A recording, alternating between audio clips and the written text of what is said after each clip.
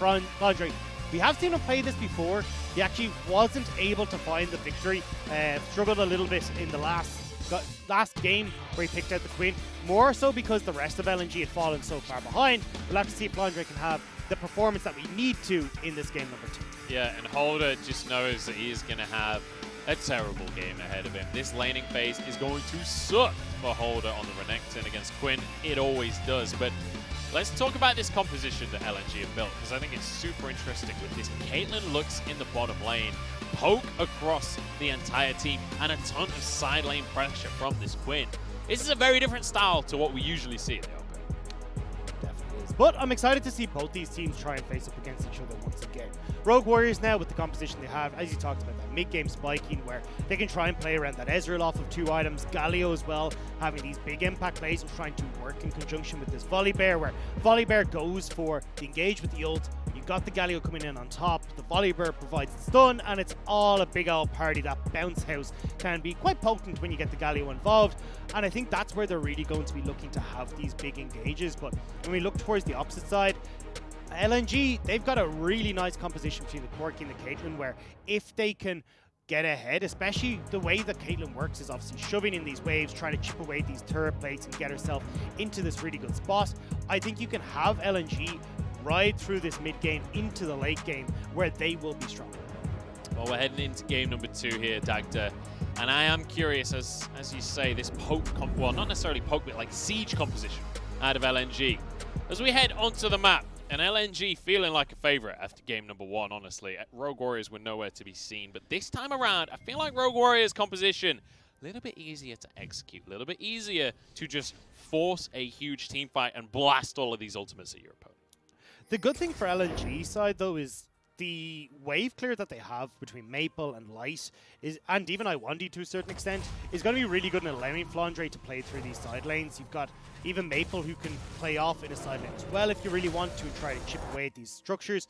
But the way I imagine that this LNG composition is going to play is more about, okay, we want XX to pretty heavily play through this bottom side, allow Light and Iwandy to shove these waves over and over, because Ezreal isn't the best at wave clear. Like, he can get a decent push level 1 because he's got the auto Mystic Shot to help shove, but Caitlyn does so good at shoving in these waves, chipping at these turret plates, and then once she manages to get that bottom lane structure, you just rotate her top, rinse and repeat, start to play around these objectives like dragons, those early Rift Heralds, and that's where you can use the power of Caitlyn. Although that stun was a little bit wonky, but it came through anyway.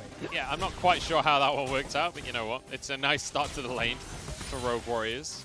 And Lei already looking better on the bar than he did in game number 1, just off of 1 stun alone, because that's more than he managed to achieve in the whole of game 1. So let's look at what we were talking about in Champ Select, is the different builds and why Caitlyn has risen to priority to a certain extent. You can go for a couple of different styles. It's usually looking at the likes of the Essence Reaver, Infinity Edge first, or even the Storm Razors first. And the way that you start to decide what you want to go for here is how much gold you have when you back. You're always going to go for that BF first as much as you can, but if you're able to go BF into pickaxe, right, let's go straight towards that Infinity Edge, because obviously that's where a lot of the damage is. Otherwise, you can go over towards something like that Storm Razors or Essence Reaver and starts to push through with all that extra cooldown reduction and some of that extra power coming through that wave clear. You're going to recite everything I told you on the Metro right in front of my face. Lad, it's not as if I hadn't already looked at this. Yeah, you're absolutely right, though. But one of the interesting things about Caitlyn, actually, is right now, and I think Freak was the guy that started this conversation off, is there is a build where you go for 3 BF sword items instead of just the normal 2 into Zeal, and it kind of allows you to move forward with less of a mid-game trough, much more power, and just insane damage when things like a Binding land, when you do get a trap on someone, you just one-shot. And the thing is, that build, or at least the double BF build, has actually existed even from back as far as spring. The issue is, though, that we actually haven't seen Caitlyn's in the LPL go for that BF build. Instead, they are still going for that Infinity Edge, into Rapid Fire Cannon, into the double Zeal item. And that's the problem that I've seen with the LPL, is that they haven't really adapted a huge amount. So be curious to see what Light does build and if he's updated his repertoire into that new Caitlyn. We'll have to see how Light's going to play this one out, whether we do see something like the Storm Razor or if it's going to be more of the classic style. But Haro, not wanting to let this one play slowly. He wants to get in onto Flandre. Flandre, he had a feeling. There was a lot of things going into that topside jungle. He's going to play it relatively safe, but steps forward once again. This could cost him his flash right now, and we'll have to go for that. Nimbus Cloak means he's completely safe, and at least he's going to be able to do some damage. Actually, a lot of damage on the way out. Haro regretting this gank in a big way. And look at XX now. He's going to be able to figure out, hey, I've now got Haro super low. I can get into his jungle, try and steal away his camp, or just be a real nuisance here in this lane. And even when you look at how low Holder is, with the wave pushing in here for Flandre, they can just look for a dive. Yeah, I don't think they're going to go for it just yet. As Flandre just going to quite happily extend this 1v1 as long as possible and just try and find himself some CS leads. As the first turret play already goes down to the bottom side, Piltover Peacemaker to follow. ZWuJi's not going to have a fun time. And honestly, it is a beauty to watch a good Caitlyn Lux / Morgana combo in the bottom lane, because they will just annihilate any kind of duo.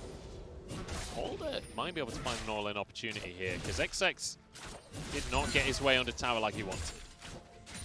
And you can see at the moment XX moving up towards this top side to see if he can try and help out Flandre in that objective, but not going to be able to get too much done. But still, XX managed to steal away a camp in the opposite side of the jungle, and Haro now on this bottom side trying to see if he can spot out where XX might be going so we can start this try. You can see XX sticking around in that tri-brush though, because Holder has to try and stop this freeze, has to try and ruin that.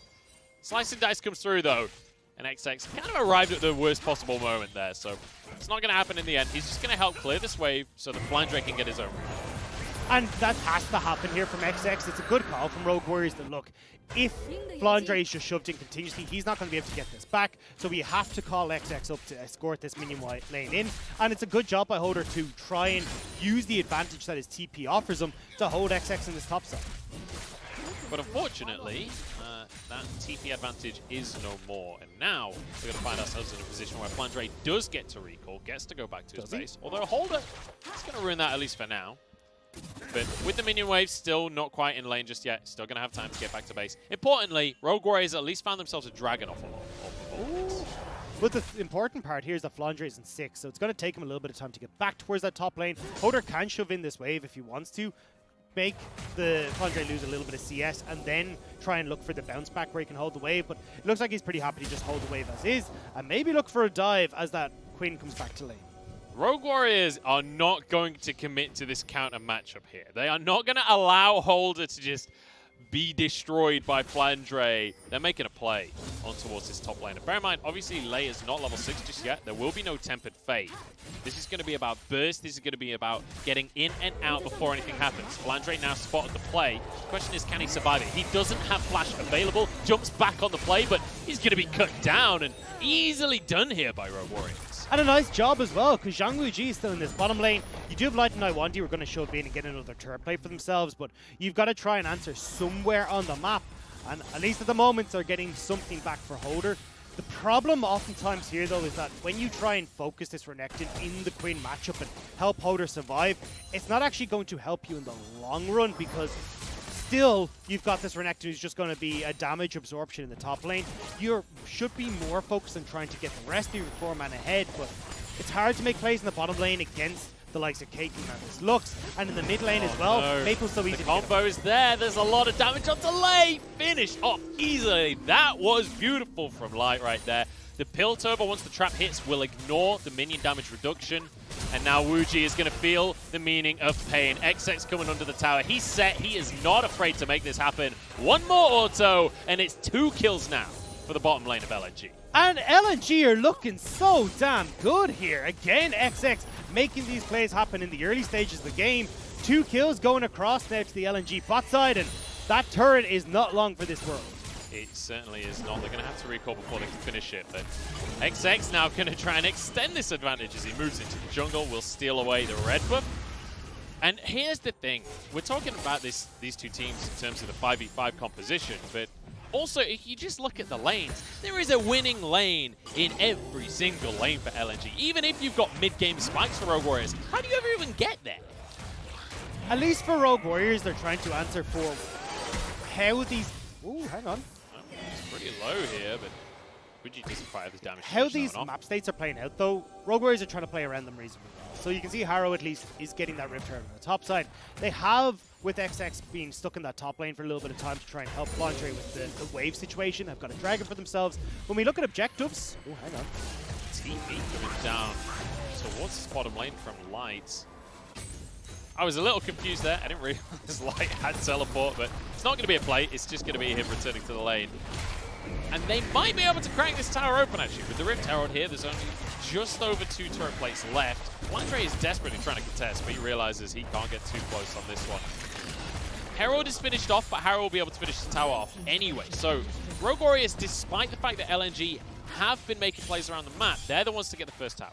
And we're still even when it comes to that gold situation as well. But the problem is where that gold is situated. Because Hoder now has a lot of gold. Haro has a bunch of gold on the Rogue Warriors side. So they've got to be the two that can try and get into these fights and make plays happen. But when you look at the LNG composition, LNG do a really good job of avoiding exactly those pairings in these fights. Because Maple can get out with Valkyrie. You got super long range on towards Light. And speaking of Light, he's the one on LNG who's got all that gold. He's got the turret plates. He's got the kill. Light is so happy on this Caitlyn right now that quickly he's been accelerated. He got the BF, the pick, and he's going to be going towards that infinity. That's the most important thing. Like, it's very rare that on your first recall you get a BF sword and a pickaxe. He's hitting like a train right now. Well, it was his second back he got the BF sword. He had got the pick originally, then went back and got the BF sword, but you can see he's almost at his Berserker Greaves as well. Here, like, LNG with XX again floating around this bottom side and shoving aggressively. They know that even if it comes to a 2v2, where you've got XX and you've got Haro joining into the mix potentially in a 3v3, it still comes out in favor of LNG, especially with the level lead that XX has managed to gain for himself off of being able to clear so many of these fights. We do have everyone gathering around for this dragon, though. You can see Wuming has moved over to the play already, going to start this one off.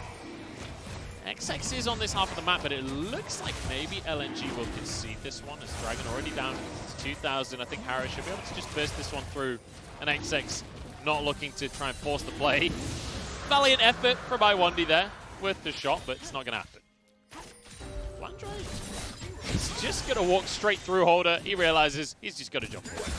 Burns the cleanse, though, which could potentially set up for another play towards that top side, but Hoder right now, what he needs to do is try and shove in this wave, because now that you've got this top lane turret gone, Hoder needs to get active with his teleport effects to back up. Oh, but Flash comes out from Haro to make the play onto Maple, jumps on in as well. Tempered Fate is there, but that is not the synergy we wanted. Denied a lot of CC. They still get the kill, straight in for a tower in the bottom lane. I'm surprised to see Maple trying to go that aggressive towards the jungle. You have your winning lane already in the bottom side where you were going to get that tower, and as a result, Maple goes down. Now, Light and Iwandy still get that tower in the bottom lane.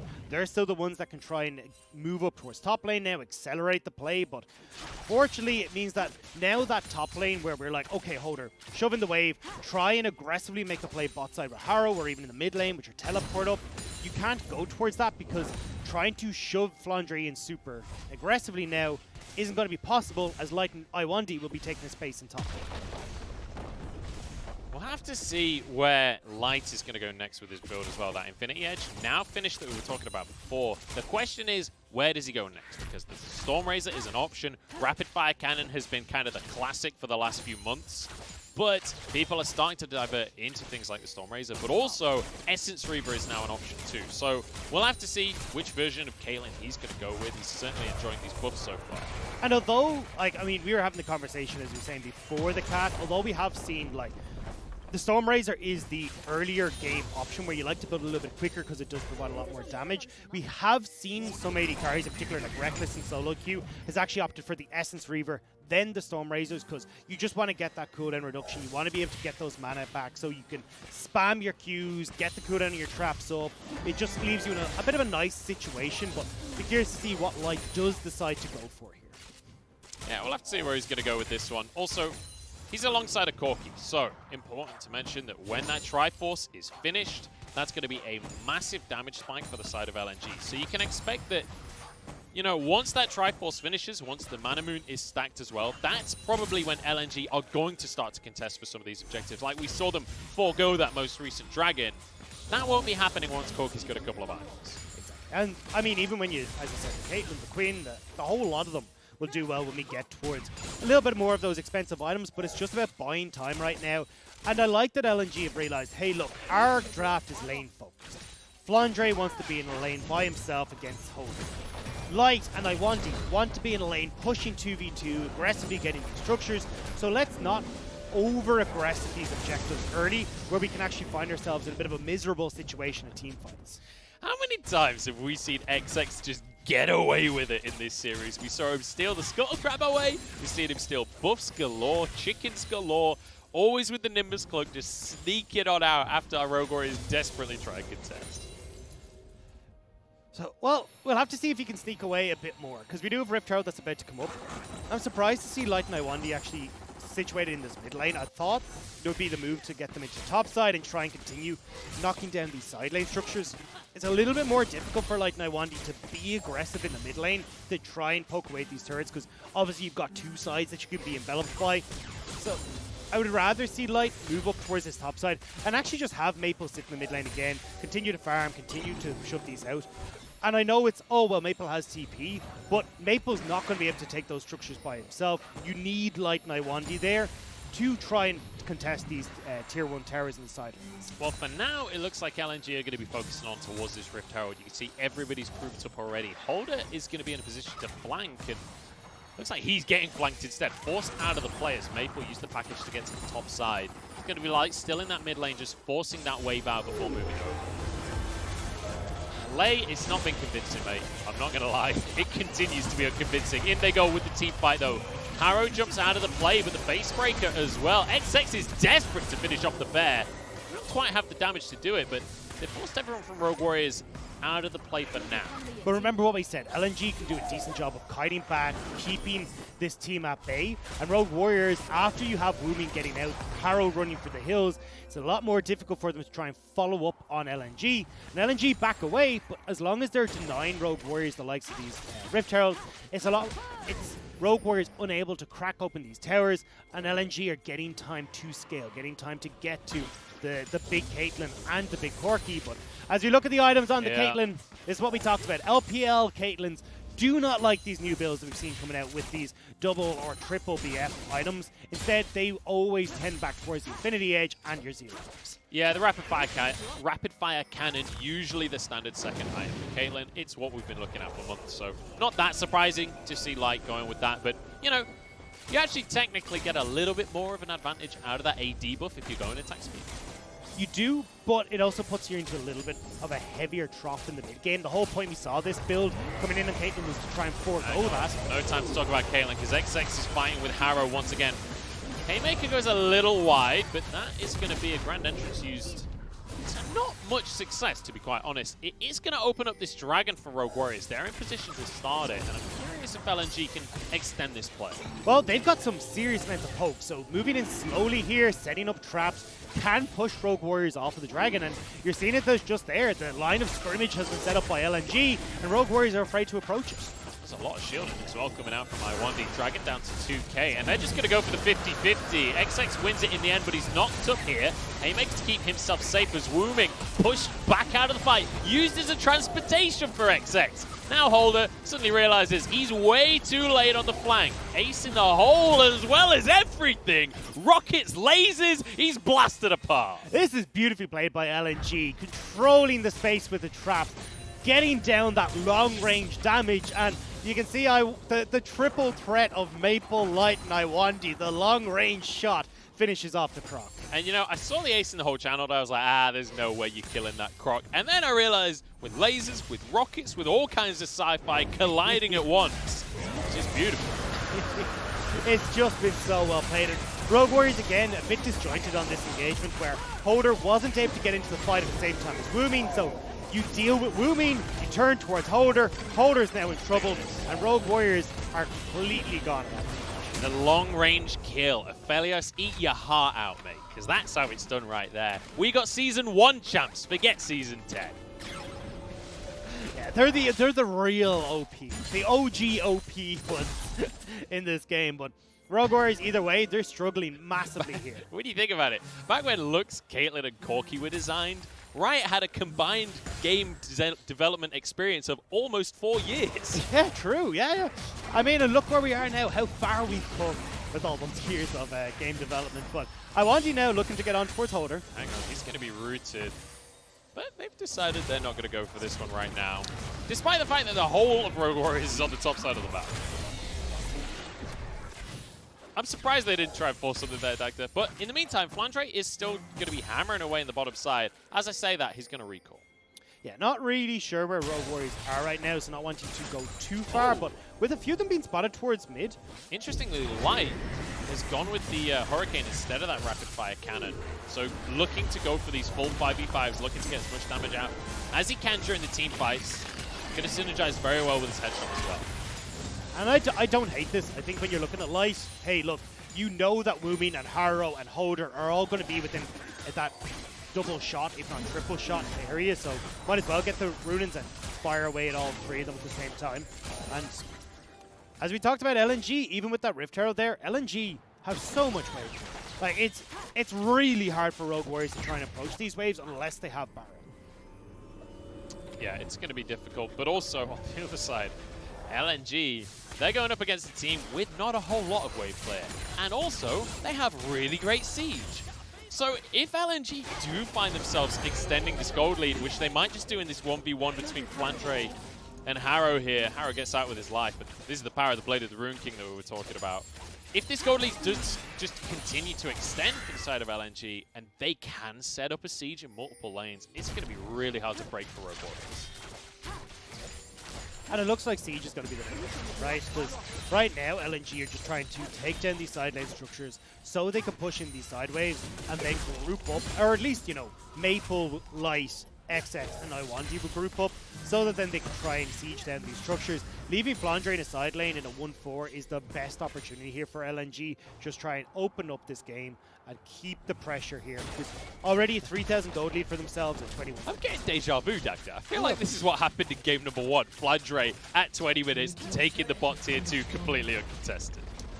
And again, we're seeing this Mountain Soul too. So a lot of deja vu from game number 1 where LNG will be able to rack up a couple of these and it'll make the competition survive a little bit healthier, obviously, because you get all that armor and magic resist. But when you're trying to survive the heavy engage tools of Rogue Warriors, the tanky stats give you the opportunity to kite back a little bit more. You know, you got the Valkyrie, you got the Net for Light. These disengage tools, if you do get caught by CC, will be a lot better when you've got a bit more tanky stats and can survive that a little bit. XX making a play onto Lakers. Flandre's off in the wings. Ace in the hole comes through, but ZWuJi blocks it with the Guardian Shield.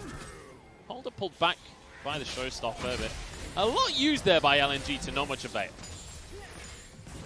And again, Flandre shoving in the spot wave. So now he's going to be able to push in the spot side. You've got LNG getting control of mid. That's a lot of ults used. Holder still survives though as XX is going to be pulled by the Tempest bait, but everybody baited into the face breaker.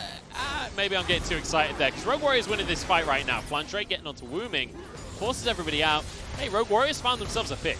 They found a pick onto XX, but the thing is, this circle of damage is just surrounding them at all points in time. Everywhere they go, they're being met with rockets, with built over peacemakers. Even Flandre is hovering off here. Oh my goodness, Holder, getting absolutely battered down. Flandre's in trouble. He's going to be slowed endlessly in a magical journey, but flashed away from. Nicely done by Flandre to survive. It's not often that you see a pick taken onto the enemy jungler, and the team can't then immediately go for the dragon. They're still trying to. I mean, they got the TP coming in from Holder for the base. XX is only coming out of his own base now, and Rogue Warriors have started up this dragon. Well, I said that at the worst possible moment, because I guess they can go for the dragon after all. But importantly, this will be Rogue Warriors' third dragon now. They're on soul point towards that Mountain Soul, which is going to be very nice for them, because we already talked about it. There's a lot of poke on the side of LNG. Getting yourself a Mountain Soul is going to deal with a lot of that. You see how careful LNG have to be, though, because even though they have that gold lead, the engages from Lei with the Tempered Fate can cause a real issue for them. XX needs to be playing a little bit further back, letting this damage come through from the rest of LNG with the poke and prod style that LNG are going for, and then have that big engage come through afterwards, where you've already got a binding from Iwandy landing or a trap from Light that has set you up for success in that spot. So, we've been talking a lot about LNG, their win conditions, how they win this one. From the side of Rogue Warriors then, How do they actually get themselves a gold lead here? How do they get themselves back on the board? And what does the team fight actually look like for this squad? Well, for a lot of times, it's trying to set up around these objectives like that. Well, fourth dragon that's available for them now in a couple of minutes. This Baron area as well, and trying to pick off LNG as they try to encircle them. Like we saw it with Flandre there, where Flandre was forced to flash and also try and cleanse, and even having Lei with this Temper Fate to try and select one direction and just go for it. But no. Wuming? It's okay, he's got a Blaster Cone, pulled back in, Ace in the hole comes through as Wuming went aggressive for this. Teleport taunt comes across the team. As Iwandy, the only one to go down. Flandre split pushing in the meantime, and Rogue Warriors, they've seen their opportunity. They're going to go for Baron. And that's the play. That was what we were talking about. The Tempered Fate to try and pick off some members and set up for an engage. Rogue Warriors managed to grab it. Flandre, though, has managed to crack open that bottom lane structure. Now trying to get over towards this Baron to dissuade the play. Might be a little late on play, but X6 is available right now. Has the smite available, and we talked about the poke here. This is where it comes in strong. Flandre off from the side. Holder gets the stun though, and there goes Light. See you later, buddy. Back into the pit once more as Holder happy to tank up this Baron. X6 over the wall. He's going to come in, gets the stun onto everybody. Their Haymaker's there, but the Baron's not low enough to smite it. They're going to just go for the team fight. Baron taken in the end by Rogue Warriors, but at what cost? The rest of the team taken down, and Maple finds a Quadra.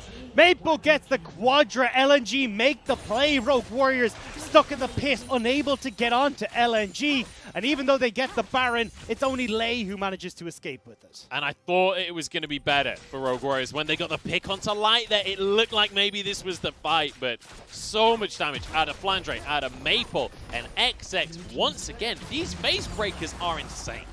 These face breakers are absolutely nuts. And even though XX goes down, he actually gets enough damage there where if the smite comes in, there's no one left to actually get the Baron kill. So all of Rogue Warriors are focused on trying to finish that Baron off, and it means that all this damage, all this poke from LNG is so damn strong, and they're able to take the fight. So now we reset once more, and hey, there is one Baron on the side of Rogue Warriors, so maybe there's something they can do with that. They still got the buff, but you can see the miscommunication here from Rogue Warriors, though, where both Lei and Haro are piecing out while we have Holder go in. And look, they get the kill anyway, but then this play here from the Sett is absolutely beautiful. Manages to take out Holder. Then you can see the panic coming through as the Volibear goes down over to Maple as well. And then Maple's able to hop over and pick off one more for himself. So great play from LNG to shut down that aggressive start from Rogue Warriors. And if that Baron had gone over to Rogue Warriors plain and simple, well then they can get control of this game. They can force LNG underneath their turrets, and then they can start to whittle away at these structures. Fortunately though, it's only Lei who has access to this right now, which means Flandre can continue inside of this. Everybody from LNG gets away from the Tempered Fate here. The Baron attempting to be used as Haro takes a bit of a tap. In the meantime, Flandre, once again, just goes back towards this side lane, gets himself out of the team fight, and hopes that LNG have enough wave clear to just deal with the siege. And this is where the big question is for LNG. Is how do they try and deal with this dragon in 50 seconds? Because it is that fourth dragon, it will put the soul in towards the hands of Rogue Warriors. And as LNG, you've got to try and fight it. As much as it's nice to have Flandre playing these side lanes, you're now going to be forced into a scrap. And how do they try and get themselves situated where they're not going to get caught out by Lei? They won't have Rogue Warriors able to flank them so they can get onto Maple and Light. LNG, this is where you need to show that you're more than capable of piloting a composition like this. This next dragon is going to be probably a massive turning point in the game, because if Rogue Warriors can get themselves the Mountain Soul, then they're still in this one. They're still going to be able to team fight. They're still going to be able to withstand some of the damage coming through from LNG. However, if LNG are able to deny this dragon, that might be the end of the chance for Rogue Warriors. Holder knows it. He's positioning for a teleport with Home Guard, but the dragon's gone. It's already taken. LNG got the dragon before the play begins. In comes Holder with the flank. They're trying to get onto this team. Tempered Fate only onto Iwandy, and the ult just to pull Holder out of the play. Can't get the flank that he wants, and now LNG can keep Rogue Warriors at range. And that was beautiful from XX, understanding what his job in that fight was. Create space for the rest of LNG. Iwandy lands the binding, which shuts down the engagement for Haro and for Wuming, and then you've got XX who denies that flank from Holder. So LNG get that dragon, they escape before anything can go awry, And now you've bought yourself 4.5 minutes where that dragon isn't an issue, and at least 2.5 minutes of pushing until that Baron spawns. And just look at the items. We were talking about it before. Once Maple gets that Triforce, now he's got a Rapid Fire Cannon as well. Flandre, I mean, it was a valiant effort from ZWuJi. I thought he was going to be able to do something more there, but too much damage out of Maple. The blind as well definitely helps from Flandre, and with Maple coming in, so means that he's not quite able to turn that around. Now LNG with that pick can try and get some of this push in their favor, crack open these outer structures, because there's only this last tier 2 remaining. The rest are inhibitor turns. And the thing is, this is exactly where LNG's composition excels. This is what they have wanted all game long. Look how quickly this tower is going to go down. Light is able to burn through it, as is Maple with the Triforce getting those Sheen procs. In the meantime, Flandre can pressure on the bottom side of the map. This is going to be 2 inhibitors taken simultaneously from the side of LNG. They've got themselves only a 5,000 gold lead to work with, but it's plenty apparently. Yeah, it's super easy, especially since ZWuJi isn't there. LNG are able to crack open 2 inhibitor turrets. And then look, you got a Baron in a minute. They're going to be able to have super minions pushing these bot side and this mid lane, making it really difficult for Rogue Warriors to try and contest on an even footing. And while Rogue Warriors are trying to maneuver, trying to get some foothold in this river towards this Baron, you can have the poke from this rapid fire on both the Corki and the Caitlyn, whittling away at their health bars and making it really difficult to operate in this river. We're going to have to wait and see if Rogue Warriors have a way back into this one. For their sake, I hope that they do. I've been hyping them up all season, and I've been hoping for more recently. As I mentioned before, the series before this one, Rogue Warriors kind of didn't really show up at all. Now here against LNG, we're just not seeing the same magic, the same mojo that we saw before. And Holder, he's doing his best on these flanks. He's trying to find his way in, but it feels like the shot calling is just too late for Rogue Warriors. It doesn't feel like they're ready for the play before the play happens.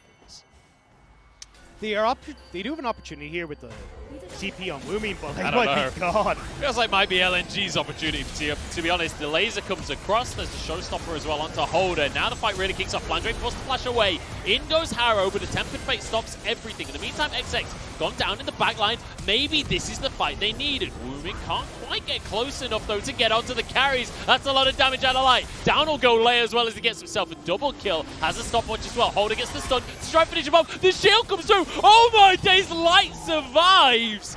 And LNG cannot be stopped here. Teleport immediately out of Maple. They're going to try and end the game. Light even has a TP as well as he's back. ZWuJi! ZWuJi's over the wall. Flash from Maple to finish it off. And look, Light is going to TP in. LNG have done it. They've taken down Rogue Warriors 2-0. And looking damn clean while they do it. I know. And Light as well on this Caitlyn, surviving the fight. On the very edge of death there, but still held on. Great shields out of Iwandy.